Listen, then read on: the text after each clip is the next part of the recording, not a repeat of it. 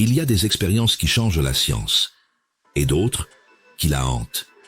Des expériences qui prétendent nous aider à comprendre l'être humain, mais qui finissent par révéler quelque chose qu'on aurait préféré ne jamais découvrir. En août 1971, dans une université prestigieuse des États-Unis, un simple jeu de rôle a dérapé en véritable cauchemar.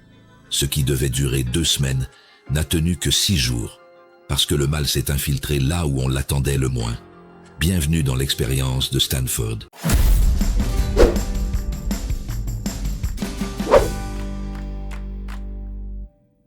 Tout commence dans un sous-sol. L'idée de base vient du professeur Philip Zimbardo, psychologue à l'université de Stanford. Lui et son équipe veulent étudier comment les individus réagissent lorsqu'on les place dans des rôles d'autorité ou de soumission. Plus précisément, comment des gens ordinaires changent-ils lorsqu'ils deviennent gardiens ou prisonniers dans une simulation contrôlée. Un appel est lancé.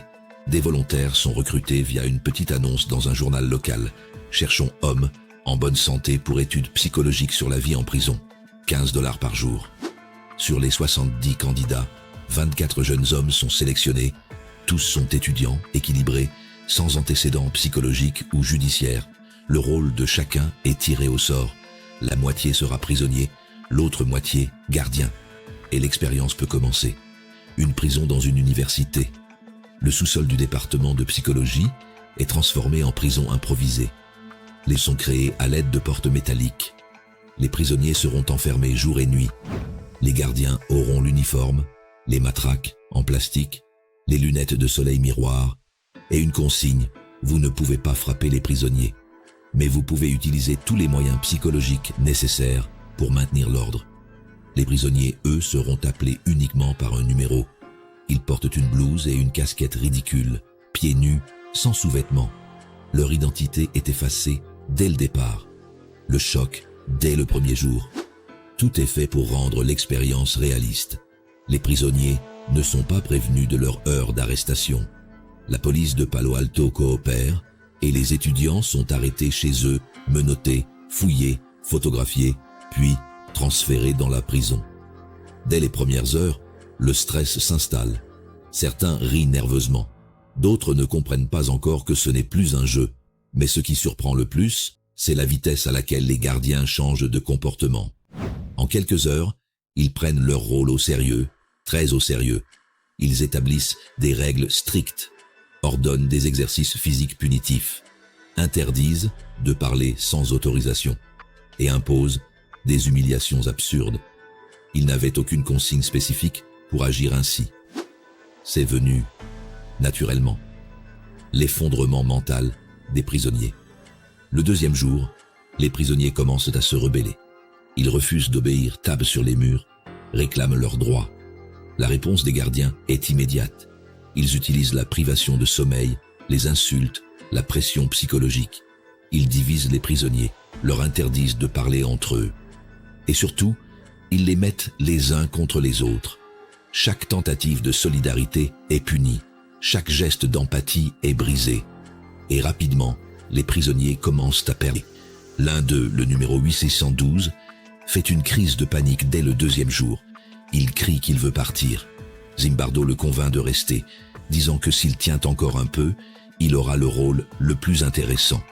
Le lendemain, il s'effondre mentalement, il hurle, tremble, perd le contact avec la réalité. Il est finalement libéré. Mais il ne sera pas le seul. Les gardiens deviennent cruels. Dès le 3e jour, certains gardiens deviennent sadiques. Ils forcent les prisonniers à chanter en boucle des slogans absurdes, à nettoyer les toilettes avec leurs mains nues, à marcher pieds nus sur le sol froid pendant des heures. L'un d'eux invente un système de privilèges. Ceux qui obéissent auront droit à une chaise. Les autres devront rester debout pendant des heures. Un prisonnier fait une grève de la faim. Les gardiens le mettent à l'isolement, dans un placard sombre, appelé « le trou ». Et ils font voter les autres prisonniers pour décider s'ils méritent d'en sortir. Petit à petit, les gardiens deviennent autorité complète, cruelle, insensible. Zimbardo lui-même, censé observer objectivement, devient directeur de prison. Il se laisse entraîner par le rôle. Il arrête de voir les jeunes hommes comme des étudiants, mais comme des détenus. Le moment de bascule. Au 6e jour, tout change.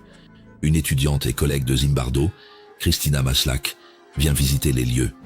Elle est horrifiée par ce qu'elle voit. Tu laisses faire ça? Tu regardes des jeunes hommes souffrir psychologiquement et tu appelles ça de la science? Ce choc brutal force Zimbardo à prendre du recul. Il met fin à l'expérience immédiatement. Prévue pour durer 2 semaines, elle n'aura tenu que 6 jours. Et pourtant, le traumatisme est réel. Certains prisonniers mettent des semaines à se remettre. Certains gardiens, encore aujourd'hui, n'expliquent pas comment ils ont pu changer à ce point. Leçon d'humanité ou d'inhumanité. L'expérience de Stanford a marqué l'histoire de la psychologie. Elle a été présentée comme la preuve que le contexte social et l'autorité peuvent transformer des gens ordinaires en bourreaux. Que le mal n'est pas toujours le fruit d'un monstre, mais d'une situation. Elle est souvent comparée à l'expérience de Milgram sur l'obéissance à l'autorité. Et elle a été utilisée pour analyser des phénomènes réels, les abus dans les prisons, les dérives militaires, les violences policières. Mais elle a aussi été critiquée, car les règles n'étaient pas claires, l'environnement était trop suggestif.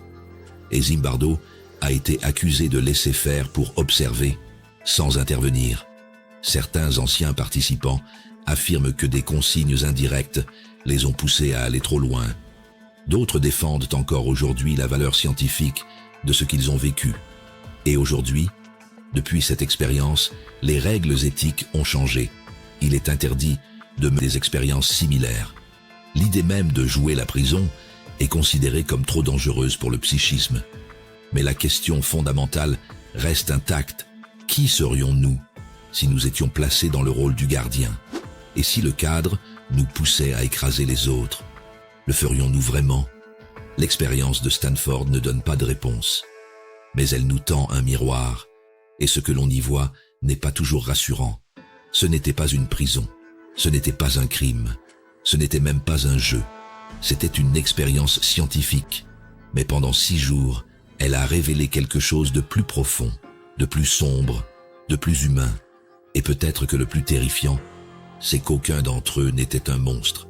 Dans Boîte magique, on explore les coins les plus obscurs de l'histoire, de la science et de l'esprit humain.